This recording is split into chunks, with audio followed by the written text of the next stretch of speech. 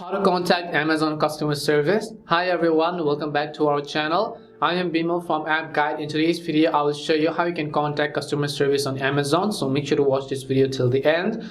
Now you might be having problem with your subscription on Prime Video, or you could be having a delivery issues on the Amazon shopping app and you want to contact the customer care for that. Well, it's relatively very easy to do it. First, what you want to do is you just want to go over and then open the Amazon shopping application. Once you open the Amazon shopping app, you can just go ahead and wait for the application to load up. Now, one thing I would recommend you do is whenever you actually search for numbers of the companies that you want to contact the support for, do not search for it through the website, because most of the times there could be perfectly spoofed ads that could lead you to scammy call centers. So instead, I would recommend you to always directly contact from the app or their official website. Now, once you launch the app, tap on the little three horizontal lines, which is at the bottom right corner of the screen. Once you're on this page here, you want to actually scroll down to the very bottom of the screen and you'll find the option that says customer service. Tap on it once.